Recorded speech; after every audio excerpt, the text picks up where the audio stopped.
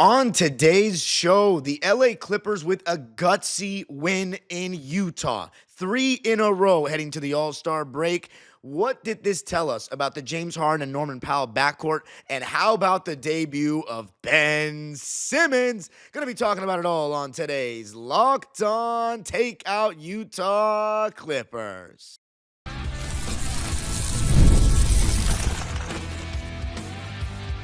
You are Locked On Clippers, your daily Los Angeles Clippers podcast, part of the Locked On Podcast Network, your team every day. Yes, sir. You were locking in with the Clips. Thank you for making Locked On Clippers the first listen of your day, your team every day. I'm your host, Darian Vaziri, born and raised in LA. Been a Clipper fan for 20 years, been covering the team on my personal YouTube channel, Dime Dropper, for 5 years, and now Locked On Clippers for 3 years. And you can subscribe to both Dime Dropper YouTube channel and the Locked On Clippers YouTube channel on YouTube and hit the notification bell. And also you can listen to Locked On Clippers wherever you get your podcasts. And your favorite podcast now has a newsletter introducing the Locked On Clippers daily newsletter written by yours truly. Just go to lockedondaily.com to sign up. And in this episode, we're going to be talking about the big win we got over the Utah Jazz last night. And yes, we did beat the Utah Jazz just a couple of days ago as well. So we had a little win against the Grizzlies in between a Utah Jazz W sandwich. But what a win last night, even without Kawhi Leonard and Amir Coffey. Gutsy game, trailed by as many as 20 comeback Clips in full effect. Pull it out 120 to 116. I'm going to be talking about what my take is on the Norman Powell, James Harden backcourt, the debut of Ben Simmons, and what kind of lineup brought us back in the game. Now, let's begin with what I think about this backcourt. And my take is that they are the best scoring backcourt in the history of the Clippers. Now, I am a NBA historian in progress. By the way, this episode is brought to you by FanDuel. Right now, new FanDuel customers can get $150 in bonus bets if your first $5 bet wins. Just visit FanDuel.com to join today. But I'm an NBA historian in progress, but I'm not necessarily a Clippers historian yet.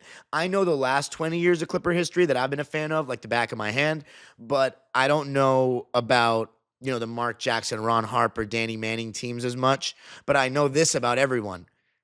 They didn't win a playoff series till the first year I was a fan, which was 05-06. So, in my opinion, the best backcourts in Clipper history that I've seen are Chris Paul, JJ Redick, and then Coutinho, Mobley, and Sam Cassell. In terms of scoring, though, this is the best scoring backcourt that we've ever had. We have one of the best scorers of all time that's just, a declined version, an older self, James Harden, who could score more if he wanted to, but I don't think the team would be as good, and obviously he'd be even less efficient.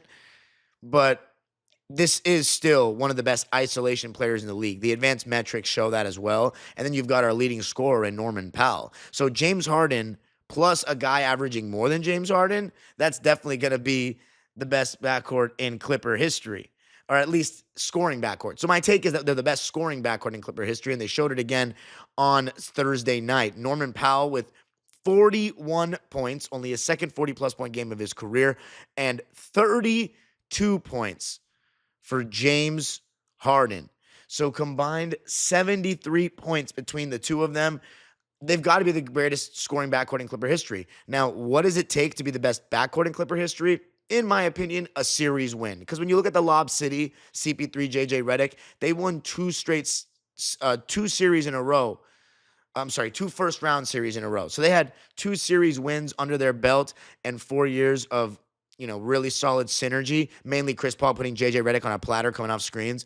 But you got to make the shot to give the guy the assist, right? I mean, JJ was good for that. But Norm and James Harden is like that on steroids. I mean, Chris Paul, obviously, prime Chris Paul is the best player of the 4, in my opinion, without a doubt, especially when you take into account his defensive stuff, because he was an all-defensive team guy, even though I thought he was a little overrated on that end. But Norman Powell versus JJ, it's not even close, and Harden can still do a lot of what CP3 did. You know what I mean? And late game, honestly, when it comes to isolation scoring, I'd take this James Harden over any CP3. Just isolation scoring. Um, Pick and roll, different, because that mid-range CP3 would hit coming off the right elbow. I mean, he was money with that. James Harden is still amazing in pick and roll, but he doesn't have the same advantages he once had. But in isolation solely, taking James. But they were amazing last night. And the funny part is, I mean, the first half, especially the first and third quarter, Utah was making everything. And it was guys that like aren't typically great three-point shooters like Kyle Filipowski, who on the season shoots 33% from three. And then he just so happened to have 20 and 10 on 8 for 12 shooting and 3 for 6 from three. That's out of the ordinary. And then how about Isaiah Collier? Love him. 1-year USC Trojan, locomotive going to the basket. But he was never a good shooter from mid-range or from three. And this season, he's shooting 23% from three, but he just so happened to shoot 5 of 9 from the field and 3 for 6 from three in this game. So these guys were hot. Bryce Sensabaugh was 3 for 4 from three. They were knocking him all down, and they still ended up shooting 49% from the field and 40% from three in the game and 85% from the foul line. So they shot better than us in each shooting category: field goal percentage, three-point percentage, and free throw percentage. And we still won. Why? Because they turned the ball over 26 times. There are two reasons for that. One, our defense. Two, young team, taking too many risks because they're tanking with their handle, with their passing, all of it. And by the way, the Jazz in the first quarter, just to, mail the point home, 9 threes in the first quarter. We had like 9 shots in the first quarter. But James and Norm, I mean, the way that they grew into the game, it started in the second quarter. We were down by 20. We went on a 20-7 run, and it was led by stops, but it was led by our starting lineup, which we had on the night. And it was our starting lineup for most of the year: Derek, Zoo, James, Norm, and Chris Dunn. We started to finally get some stops, which allowed us to get in transition. James Harden, Norman Powell getting downhill leads to free throws, leads to slowing the game down. Now we're scoring. Now we're setting our defense, and it's a chain reaction. So we went into the half with some momentum. They outscored us 33-26 in the first. We outscored them 28-27 in the second. We actually lost the third quarter too, 35-32, and then in the fourth quarter outscored them 22-13. So we were able to get a lot of stops, with that small ball unit, get a lot of stops, force a lot of turnovers. That was really the key. But James and Norm, just to, mail it home, what Utah was doing was really interesting. They played 3 guys that you can arguably play at power forward in today's NBA, with Filipowski at 6'10", Lauri Markkanen, and then John Collins, who previously played power forward with the Hawks. So all 3 of them will switch onto your center, which means that, let's say James Harden is being guarded by John Collins. John Collins will then switch on a Zoo, and then Filipowski or Markkanen will guard James Harden. And that's why James Harden ended up having most of the mismatches and was able to attack those bigs. But it was a little tougher for someone like Zoo because he was having stronger guys switched onto him.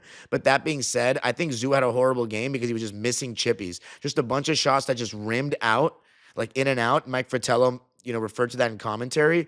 It just wasn't really his night. And I also thought defensively, because John Collins and Lauri Markkanen and Kyle Filipowski can stretch the floor, Zubac, it's not even his foot speed, more so than it's laziness, because he's such a good rim protector that he doesn't come out to contest shots. And it is very annoying when guys are making threes and he just sits there. He's got to step up in that regard, or else Ty Lue, who already has a small ball fetish, will lean into that even more. And then one of our best players is going to get less minutes, and we're going to have that conversation again because we're going to get beat on the boards and whatnot. Because not every team is Utah. I know the small ball stuff worked, and I'll talk about that in the third segment, but not every team is Utah. But, James Harden started to get double teamed. And when that happens, you get advantages created, and he always makes good passes out of those double teams. And Norman Powell was the beneficiary all game long from these kinds of looks or these kind of doubles on James. And he just is so good off the catch. And one thing you love about Norm is how aggressive he stays and how he tries to get downhill too, mixed in with the great efficiency from three. He really tries to get downhill. And there was no better example than in the overtime session. We're up by 1. He goes straight to the basket twice for 2 layups. And by the way, James Harden, 10 points in the fourth quarter. And I have to say, his defense the last 2 games, man to man, has been really good. And that's so funny with James is like he goes through stretches where he'll have 3-4 games where he'll play really solid defense. And then he'll play 5 games of the defense that has garnered the reputation that he has as a defender. But it hasn't been as good of a defensive season to me as last year for him. But again, a year older, doing more, he's part of the second best defense in the league. So he's got to be doing something right? And 10 points in the fourth quarter. Norman Powell finishing at the basket in overtime. Those two led the way. So to summarize it, I think that James Harden and Norman Powell are, and James had some catch and shoot threes too, which I love to see because with Ben Simmons, and I'm going to talk about Ben Simmons next, he's playing a little bit more off ball, he's taking some breaks on the ball. James Harden had 32 points, 10 rebounds, 7 assists, 3 steals, 2 blocks, just 3 turnovers. And I say just because of the minutes I'm about to tell you he played, on 8 for 19 shooting, 5 for 13 from 3. So 13 out of his 19 shots were 3. So that's a lot. But the catch and shoot ones were good. And then 11 for 15 from the free throw line. So this is the thing about James and Norm. And I'm going to be honest, like just as a basketball fan, their foul baiting is a little bit ridiculous at times. Not a little bit. It's pretty ridiculous at times. They get the best whistle of any Clippers I've seen. I think Chris Paul and Lou Williams come third and fourth. But they get I don't know how they get some of the calls they get, especially Harden on the threes he shoots. But I've always had that question about him. But Norm, like guys in the league get hand checked, guys. It happens and it gets uncalled at times. And by the letter of the law, you're supposed to call that now. So what James and Norm do, it's not necessarily cheap because if someone's putting their hand in the cookie jar and they exaggerate the contact or put their hands up like they're going to shoot, knowing they're going to draw contact, then they're just taking advantage of undisciplined defenders that are using their hands and not moving their feet. I just think it's interesting when other players don't get that same luxury in their respective, aspects. Like if Zubac is getting people pushing him in the back with 2 hands, like, come on, that should be called. So that's my thing. But my point overall was going to be part of why they're the best scoring backcourt in Clipper history is because they get to the line. You know what I'm saying? James Harden, 15 free throw attempts, 11 for 15. Norman Powell, 10 for 13 from the line. So what a game for James Harden. How about 49 minutes? He played the whole second half. And after the game, he said it was because he had a must-win energy about this game going into the All-Star break. We needed to go in there with swagger and momentum. James Harden has led by example this season for the Clippers. The one thing, you can go in all my quotes. The one thing is for me with Harden is at times it's when he's not trying defensively and with the intangible stuff, that's, like, to me, you got to lead by example as well. But in terms of the vocal stuff, the team building, you know what I'm saying? How he gets guys open shots. I have never knocked James Harden's leadership in any of the pods I've done on my own channel or this one. He definitely is more of a leader than Paul George, Kawhi Leonard have ever been for the Clippers. I definitely will say that. So big time game. And then Norman Powell. I've gone a little too long with this segment, unfortunately, but Norman Powell, 41 points on 13 for 26 shooting, 5 for 10 from 3, and 10 for 13 from the foul line. 50. My math's not good enough for that mental math, or 10 for 13 right there, right away. But an amazing game for the greatest scoring backcourt in Clipper history. But coming up, they got a little boost. Comes in the form of a 6'10 Australian, former number 1 overall pick. Going to be talking about his performance in his Clipper debut coming up. I got to tell you a little something about DoorDash. NBA fans, get ready. They swoosh, you save. Thanks to Dash Pass, every time a player drops 50 or more points in a game, you can score a huge deal the next day. It's simple. When any player scores 50 or more in a game during the 2024-25 NBA regular season, Dash Pass members get 50% off an order up to $10 off the next day from noon to midnight. I use DoorDash all the time for late night grub and all that because I'm up late all the time. I had to stay up to watch this game on replay because I was out to dinner with my parents last night because I hadn't seen them in a bit. But I had to get DoorDash late. You already know how it goes. So it doesn't even just have to be late night cravings, lunch on the go. It could be anything. And a few ways to take advantage of this deal is after a 50-point performance, you can celebrate by ordering food. Of course, duh. Sign up for Dash Pass and be ready to save. When any player scores 50 or more in a game, Dash Pass members get 50% off an order the next day, up to $10 off. Just use promo code NBA50 from noon to midnight after a 50-point game on eligible orders at participating merchants. Must have an active Dash Pass account. Terms apply. Visit DoorDash to learn more.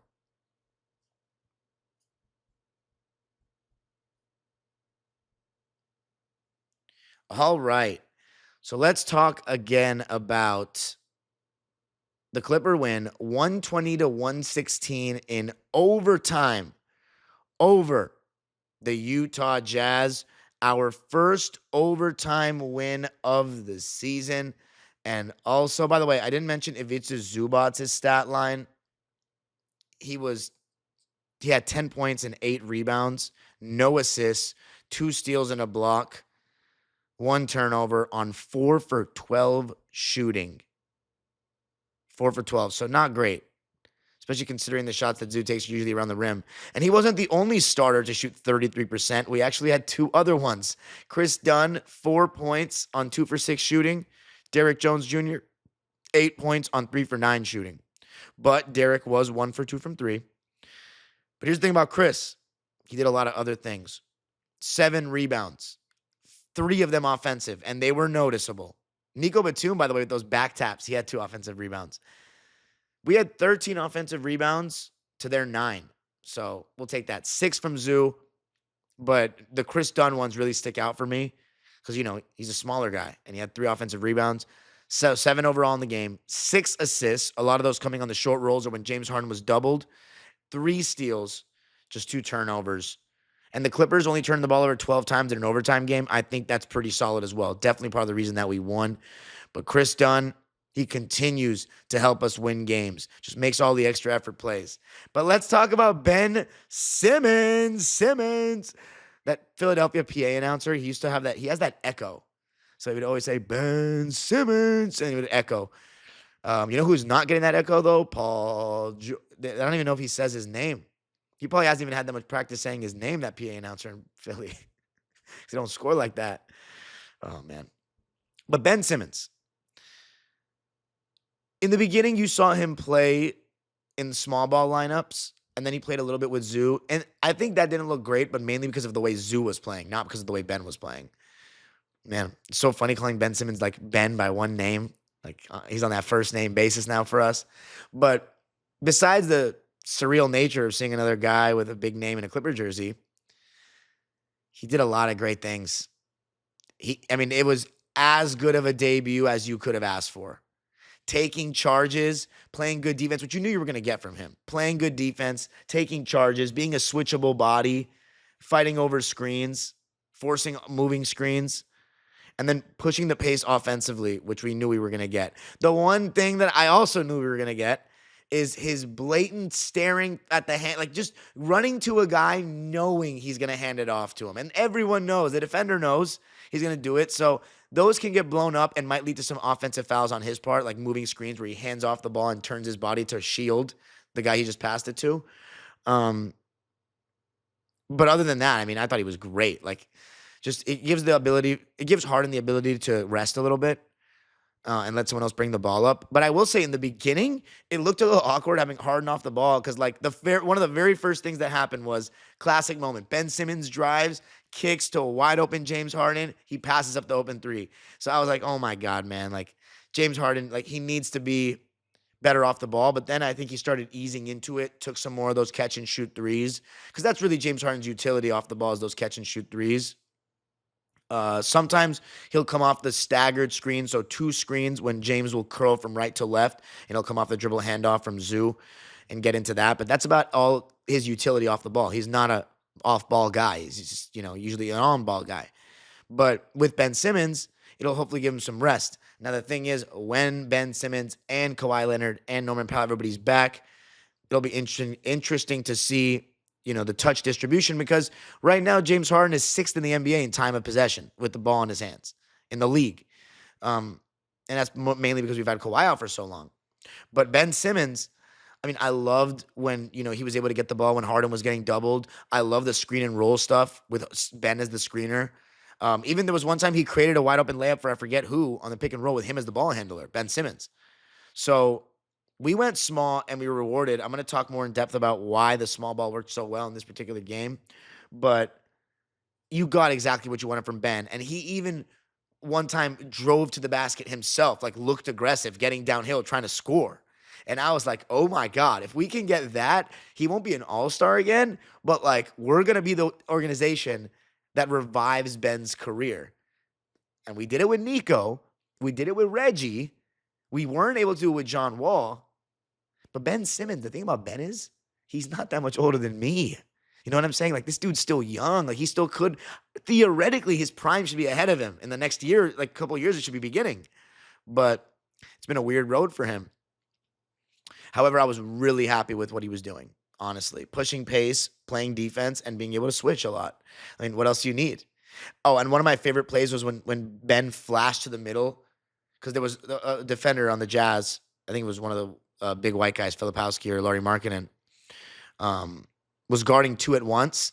Ben flashed to the foul line, swung it to a wide open Nico Batum in the corner for three, bucket. And I thought Nico was really solid in this game too. But let's talk about Ben Simmons' stat line. Ben, in his first game as a Clipper, played 27 minutes, had 12 points. Damn, double-figure scoring in his first game as a Clipper? I mean, he's not known to score. That's double his average. 7 boards, 6 assists, which was second only behind Harden, tied with Chris Dunn. 3 steals and a block, no turnovers on 4 for 5 shooting and 4 for 4 for the foul line. Ben Simmons, oh my God. Wow. Pretty good. It is the Jazz, though. I have to calm down a bit. Settle down, Mike Smith. It's the Jazz, but it doesn't get much better than that, does it? Now, speaking of new Clippers, let's talk about Bogdan Bogdanović and his impact in the small ball lineup that ended up getting us back in the game. Why was it so successful in this one? Going to be talking about that coming up. I got to tell you a little something about FanDuel. When the game tips off, the NBA action is just getting started, and there's no better place to get in on it than FanDuel, America's #1 sports book. Because right now, with FanDuel, you can place live bets throughout the game, so even if you miss the opening tip-off or want to bet on a fourth quarter comeback, which the Clippers tend to make, you can stay in the action. And if you're looking for a bigger payout, you can even combine live bets into a same game parlay. This weekend, we got All-Star Weekend. And we look at Saturday night, the main event nowadays is the three-point shootout. And you know who is fourth in the odds? Norman Powell. If you're not betting on Norm right now, are you even a Clipper fan? And where do you do that? FanDuel.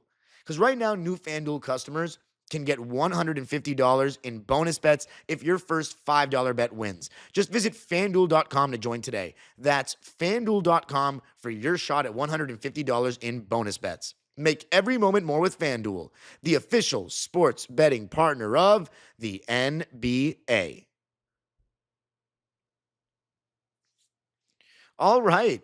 Clippers 120, Utah Jazz 116. Clippers end the pre-All-Star break portion of the NBA season, 31-23, 12-13 away from home.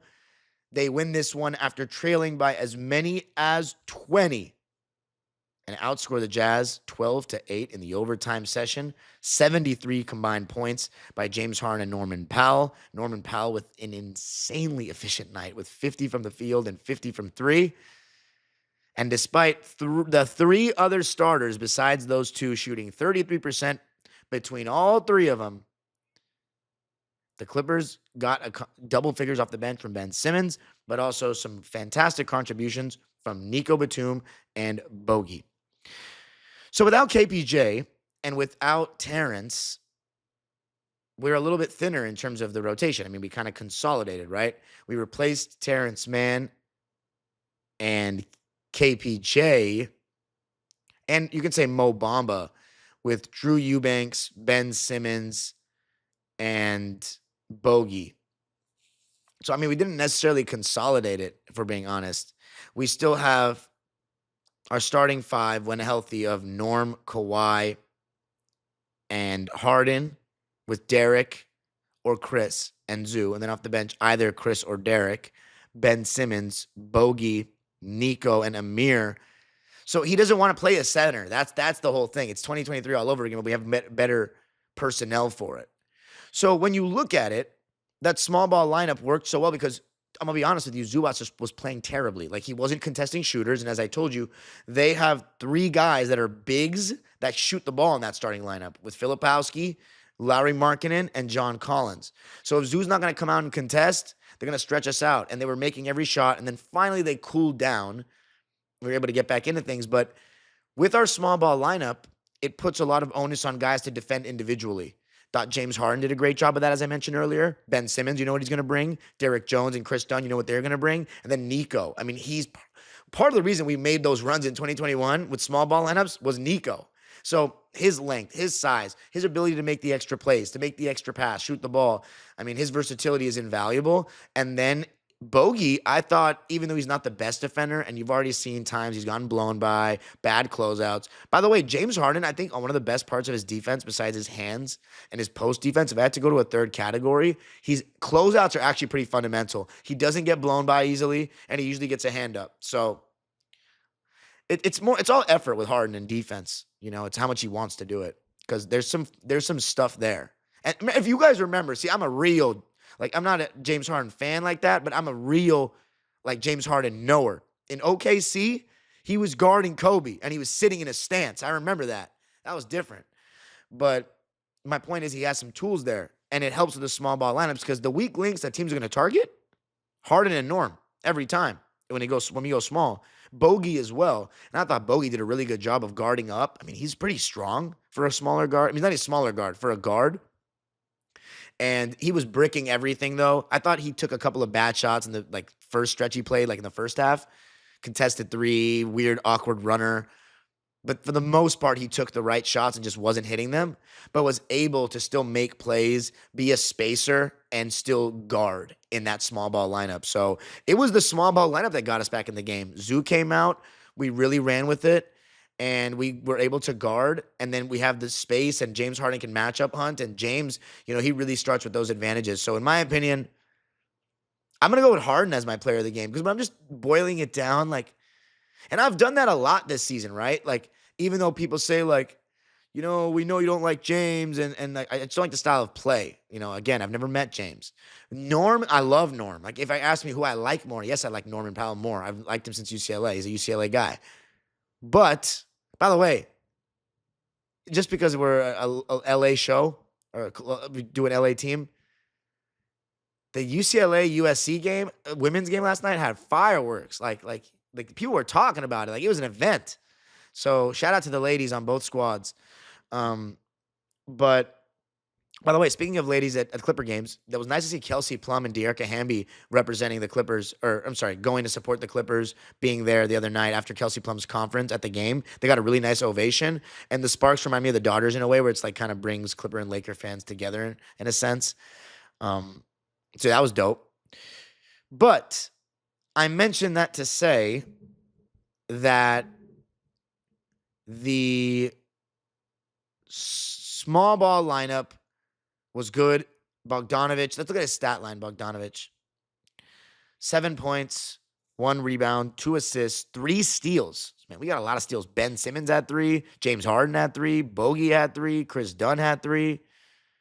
Oh, I was saying I like Norman Powell more than Harden, but I've been very open about who I think is more valuable, who I think should have been an all-star. I mean, Harden did make the all-star team and Norm didn't, which sucks. I didn't do an episode on that, and I would have had I started the show earlier. And maybe we can do an episode on that during the break. But Norm definitely deserved to be an all-star, but there's only so many spots, and the NBA is always talented. If you go back, you can go to any year in NBA history, and there's somebody that got snubbed that had a great year. In terms of numbers, I mean, it seems like there's more snubs now because there's so many guys putting up great stats. But in 1970, for example, and I know this because I studied this year, Earl Monroe didn't make the All-Star team, and his team ended up in the finals the following year and was a playoff team the 3 consecutive years, and that year being one of them. Earl the Pearl Monroe didn't make the All-Star team in 1970 when they say, the talent wasn't great and all that, which is a load of nonsense, by the way. It's crazy. So every area you look, Norm is one of those guys this year, but I believe James Harden should have made it. I do. But yeah, Norm, so Harden's my player of the game in this one because he creates it. I love the finishing. I love the scoring. Someone's got to put the ball in the basket. But the name of my channel is Dime Dropper. The guys that are setting things up are the guys that I'm going to give more of the credit to. Now, the GOATs, the guys like Harden and the guys that have accomplished even more than Harden, those are the guys that do both. They finish and start. You know, guys that, name any engine of offenses ever, the best players of all time. But yeah, James Harden, by the way, passed Hakeem Olajuwon the other day. That's an accomplishment. I mean, he's accomplished more things as a scorer than Hakeem Olajuwon already. He's a better scorer than, it depends. In the playoffs, I don't know. I haven't watched Hakeem's games like that. I know Hakeem was unguardable. So I'm not gonna speak on Hakeem like that because I've watched all of Harden's career. But numbers wise, just like no context behind him, like James Harden as a scorer has accomplished more than Hakeem. And so for him, regardless of if he's because I don't think LeBron's a better scorer than Jordan, and he's passed him in scoring. But Harden passing Hakeem Olajuwon is scoring is a big deal. Anybody passing Hakeem Olajuwon in scoring is a big deal. And I didn't say anything about that, so I wanted to give Harden his flowers there. So yeah, he's my player of the game. Norman Powell, though, if you want Norman to be your player of the game with 41 points on 50-50 splits, by all means, throw some Norms in the chat and tell me that Norman Powell is your player of the game because there can never be enough Norman Powell love. Definitely not. But the small ball lineups, really solid. Expect to see more of those. But again, it's Utah. So I'm not fully sold on small ball lineups with Norm Bogey and James Harden out there guarding elite teams. So we're going to need Zoo to be great, in my opinion. He's got to be better.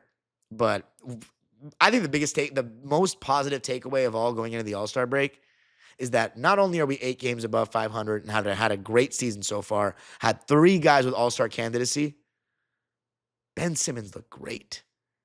Ben Simmons looked great. It's a great way to start.